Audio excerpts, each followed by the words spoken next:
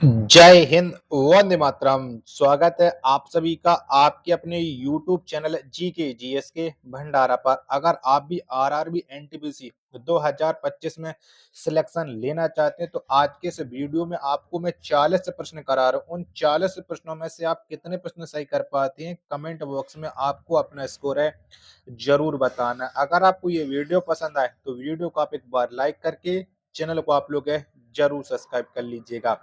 तो चलिएगा फिर शुरू करते हैं बिना टाइम वेस्ट करे। आज का अपन ये जीके जीएस के 40 भौकाल बनाने वाले प्रश्न है। तो पहला प्रश्न आ जाता है कि दांडी यात्रा कितने दिन चली थी। तो बताओ कितने दिन तक ये दांडी यात्रा चली थी। तो ये चली थी 24 दिनों तक। एक का सी ऑप्शन करेक्ट आंसर हो जाएगा। आपको ये बताना है कि दांडी यात्रा है वो कौन से राज्य से शुरू की गई थी। दूसरा प्रश्न आ जाता है कि 1930 में महात्मा गांधी ने सविनय अवज्ञा आंदोलन कहाँ से शुरू किया था। तो बताओ कहाँ से ये सविनय अवज्ञा आंदोलन शुरू हुआ था। तो ये शुरू हुआ था दांडी से। दो का बी ऑप्शन करेक्ट आंसर हो जाएगा। तीसरा प्रश्न आ जाता है कि महात्मा गांधी का भारत में पहला सत्याग्रह था। तो बताओ कहाँ से था। तो महात्मा गांधी का भारत में जो पहला सत्याग्रह है ये चंपारण में था। यानी तीन का सी ऑप्शन राइट आंसर हो जाएगा। प्रश्न संख्या 4 है आपके सामने कि दक्षिण अफ्रीका में महात्मा गांधी द्वारा प्रकाशित पत्रिका का नाम क्या था। तो महात्मा गांधी ने दक्षिण अफ्रीका में कौन सी पत्रिका का प्रकाशन किया था। तो ये पत्रिका थी इंडियन ओपिनियन। 4 का बी ऑप्शन करेक्ट आंसर हो जाएगा। नेक्स्ट प्रश्न आ जाता है प्रश्न संख्या 5 है गांधी जी की मृत्यु पर किसने कहा कि हमारे जीवन से प्रकाश चला गया। तो बताओ ये किसके द्वारा कहा गया था। तो ये कहा था जवाहरलाल नेहरू ने, जो हमारे देश के प्रथम प्रधानमंत्री थे। इन्हीं के द्वारा ये कथन कहा गया था गांधी जी की मृत्यु पर कि हमारे जीवन से प्रकाश चला गया। 5 का सी ऑप्शन राइट आंसर हो जाएगा। अगला प्रश्न प्रश्न संख्या 6 किस कॉलेज में गांधी जी ने पढ़ाई की थी। तो बताओ कहाँ पर पढ़ाई की थी गांधी जी ने। तो इन्होंने पढ़ाई की थी, उस कॉलेज का नाम था श्यामल दास कॉलेज भावनगर। 6 का ए ऑप्शन करेक्ट आंसर हो जाएगा।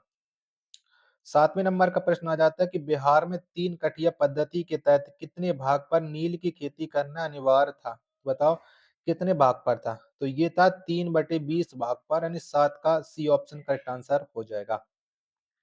अगला प्रश्न प्रश्न संख्या 8 आ जाता है गांधी जी ने किस सत्याग्रह में सविनय अवज्ञा का प्रयोग किया था। तो बताओ कौन से आंदोलन में किया था। तो गांधी जी ने सविनय अवज्ञा का जो प्रयोग है वो चंपारण आंदोलन में किया था। ए ऑप्शन करेक्ट आंसर हो जाएगा, चंपारण सत्याग्रह में। 9वां प्रश्न है गांधी जी अफ्रीका में कितने वर्ष रहे थे। तो बताओ कितने साल तक रहे थे। तो गांधी जी अफ्रीका में 21 वर्ष तक रहे थे। 9 का बी ऑप्शन करेक्ट आंसर हो जाएगा। प्रश्न संख्या 10 है आपके सामने गांधी जी ने भारतीय राष्ट्रीय कांग्रेस की एकमात्र किस अधिवेशन की अध्यक्षता की थी। तो कौन से अधिवेशन की थी। तो गांधी जी ने 1924 में बेलगांव कर्नाटक में कांग्रेस की अध्यक्षता की थी। 10 का बी ऑप्शन करेक्ट आंसर हो जाएगा। 11वें नंबर का प्रश्न है किस घटना के बाद गांधी जी ने असहयोग आंदोलन को अपनी हिमालय जैसी भूल बताई थी। तो ये कौन से असहयोग आंदोलन को मतलब किस घटना को बताया था, सॉरी। तो ये चौरी चौरा घटना को बताया था, हिमालय जैसी भूल। 11 का ए ऑप्शन करेक्ट आंसर हो जाएगा। 12वें नंबर का प्रश्न है असहयोग आंदोलन किस वर्ष से शुरू किया गया। तो बताओ कब शुरू किया गया था ये असहयोग आंदोलन। तो ये 1920 में शुरू किया गया असहयोग आंदोलन। 12 का बी ऑप्शन राइट आंसर हो जाएगा।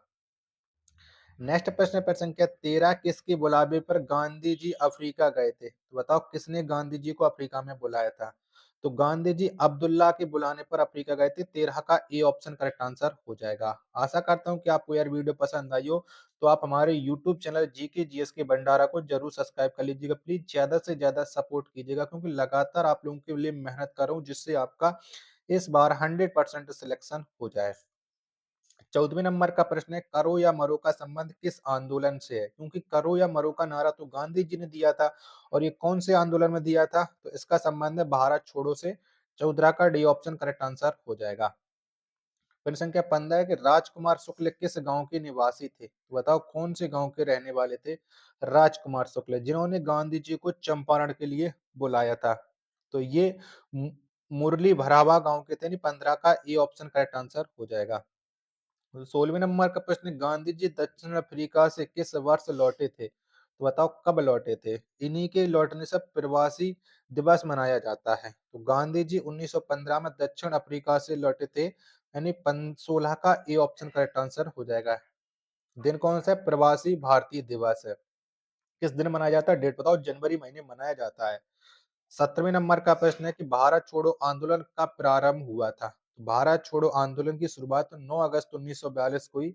17 का ए ऑप्शन करेक्ट आंसर हो जाएगा। 18वें नंबर का प्रश्न कि चंपारण सत्याग्रह के दौरान बिहार में गांधी जी की जान किसने बचाई थी? तो बताओ किसने बचाई थी? तो ये जान बतख मियां ने बचाई थी। 18 का बी ऑप्शन करेक्ट आंसर हो जाएगा। नेक्स्ट प्रश्न आ जाता है, प्रश्न संख्या 19 है, गांधी जी ने पहला जन भाषण कहाँ दिया था? तो बताओ कौन से शहर में दिया था गांधी जी ने? तो इन्होंने अपना पहला जन भाषण वाराणसी में दिया था। 19 का डी ऑप्शन करेक्ट आंसर हो जाएगा। जब बनारस हिंदू विश्वविद्यालय की स्थापना हुई थी, तो उसी समय इन्होंने अपना ये पहला भाषण दिया था। प्रश्न संख्या 20 है कि भारत छोड़ो आंदोलन के समय इंग्लैंड का प्रधानमंत्री कौन था? तो भारत छोड़ो आंदोलन जब भारत में चलाया जा रहा था 1942 में, तो उस समय इंग्लैंड के प्रधानमंत्री थे विंस्टन चर्चिल। 20 का बी ऑप्शन करेक्ट आंसर हो जाएगा। 21वां प्रश्न है आपके सामने, गांधी इरविन समझौता कब हुआ था? बताओ कब हुआ था? तो ये 5 मार्च 1931 में हुआ था गांधी इरविन समझौता। 21 का ए ऑप्शन करेक्ट आंसर हो जाएगा। 22वें नंबर का प्रश्न है कि दक्षिण अफ्रीका के किस रेलवे स्टेशन पर महात्मा गांधी को ट्रेन से बाहर फेंक दिया गया था? वो कौन सा रेलवे स्टेशन था? ठीक है, और ये इस रेलवे स्टेशन ऐसा था जहां पर दक्षिण अफ्रीका की राजधानी भी हो सकती है। तो कौन सा था? तो ये था पिट्स वार्तिवर्ग, यानी बी ऑप्शन करेक्ट आंसर हो जाएगा, जिसे हम पिट्स पीटरबर्ग भी बोलते हैं। फिर संख्या 23 है कि चंपारण सत्याग्रह के दौरान गांधी जी पर मुकदमा कहाँ में चलाया गया? तो बताओ कौन से स्थान पर गांधी जी पर मुकदमा चला था चंपारण सत्याग्रह के दौरान? तो ये मोतिहारी में चला था, जो बिहार में पड़ता है। 23 का बी ऑप्शन करेक्ट आंसर हो जाएगा। 24वां प्रश्न है, गांधी जी 1917 में चंपारण की यात्रा की थी। तो बताओ किसके अनुरोध पर की थी? तो अभी मैं आपको बता चुका हूं कि ये राजकुमार शुक्ल के अनुरोध पर की थी। 24 का ए ऑप्शन राइट आंसर हो जाएगा।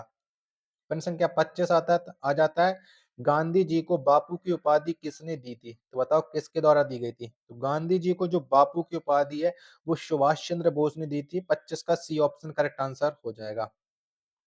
अगला प्रश्न है आपके सामने, प्रश्न संख्या 26 आ जाता है कि किस घटना ने गांधी जी को भारत के स्वतंत्र संग्राम के क्षेत्र में लाकर खड़ा किया? तो ये कौन सी घटना ने खड़ा कर दिया था? तो ये कर दिया था जलियांवाला बाग हत्याकांड ने। ठीक है, 26 का बी ऑप्शन करेक्ट आंसर हो जाएगा। आशा करता हूँ कि आपको वीडियो जरूर पसंद आई होगी। तो प्लीज आप वीडियो को लाइक करके चैनल को आप लोग जरूर सब्सक्राइब कर लीजिएगा, और जिसके जो बाकी के प्रश्न है वो अभी मैं आपको और करा रहा हूँ, क्योंकि आपको पता है कि आपके एग्जाम में 40 प्रश्न पूछे जाने वाले हैं। चौरी चौरा घटना के समय गांधी जी कहाँ थे? तो बताओ, जब उत्तर प्रदेश में ये चौरी चौरा घटना हुई थी, तो उस समय गांधी जी कहाँ पर थे? तो ये थे बारदोली में। ठीक है, 27 का बी ऑप्शन करेक्ट आंसर हो जाएगा। बारदोली के महिलाओं ने किसे सरदार की उपाधि दी थी? 28वें नंबर का प्रश्न है, गांधी इरविन समझौता किससे संबंधित है? तो बताओ कौन से आंदोलन से इसका संबंध है? तो इसका संबंध है सवर्ण अवज्ञा आंदोलन से। 28 का बी ऑप्शन करेक्ट आंसर हो जाएगा। अगला प्रश्न पर संख्या 29 है, गांधी जी को सर्वप्रथम राष्ट्रपिता किसने कहा? तो बताओ किसने कहा? तो गांधी जी को सर्वप्रथम जो राष्ट्रपिता है, ये सुभाष चंद्र बोस ने कहा। 29 का बी ऑप्शन करेक्ट आंसर हो जाएगा। प्रश्न संख्या 30 आ जाता है कि महात्मा गांधी की हत्या कब हुई थी? तो बताओ कब है हो गया था गांधी जी का मर्डर? तो ये 30 जनवरी 1948 में गांधी जी की हत्या हुई थी। 30 का बी ऑप्शन करेक्ट आंसर हो जाएगा। 31वें नंबर का प्रश्न है, गांधी जी किस गोलमेज सम्मेलन में भाग लिए थे? तो किस में भाग लिए थे? तो गांधी जी ने द्वितीय गोलमेज सम्मेलन में भाग लिया था। 31 का बी ऑप्शन करेक्ट आंसर हो जाएगा। 32वें नंबर का प्रश्न है, महात्मा गांधी के राजनीतिक गुरु कौन थे? तो बताओ कौन थे? तो महात्मा गांधी के जो राजनीतिक गुरु थे वो थे गोपाल कृष्ण गोखले। 32 का डी ऑप्शन करेक्ट आंसर हो जाएगा। नेक्स्ट प्रश्न आ जाता है, प्रश्न संख्या 33 है, दांडी यात्रा में गांधी जी ने कितनी दूरी तय करके नमक कानून का विरोध किया था? तो बताओ कितनी दूरी तय की थी गांधी जी ने? तो उन्होंने 388 किलोमीटर की दूरी तय करके नमक कानून का विरोध किया था। 33 का बी ऑप्शन करेक्ट आंसर हो जाएगा। प्रश्न संख्या 34 आ जाता है, महात्मा गांधी ने हिंद स्वराज की रचना कब की? 26। तो बताओ कहाँ पर थे गांधी जी जब इन्होंने हिंद स्वराज की रचना की थी? तो इंग्लैंड से दक्षिण अफ्रीका यात्रा कर रहे थे। 34 का सी ऑप्शन राइट आंसर हो जाएगा। 35वें नंबर का प्रश्न है कि दांडी गुजरात के किस जिले में स्थित है? तो बताओ कौन से जिले में स्थित है? तो दांडी गुजरात के नौसारी जिले में स्थित है। 35 का डी ऑप्शन करेक्ट आंसर हो जाएगा। प्रश्न संख्या 36 है आपके सामने, गांधी जी की आत्मकथा का नाम क्या है? बताओ कौन सी है गांधी जी की आत्मकथा? तो ये सत्य के साथ मेरे प्रयोग और एक्सपेरिमेंट विथ माय ट्रुथ, ये गांधी जी की आत्मकथा नहीं, बी और सी दोनों राइट आंसर हो जाएंगे। 36 का डी ऑप्शन।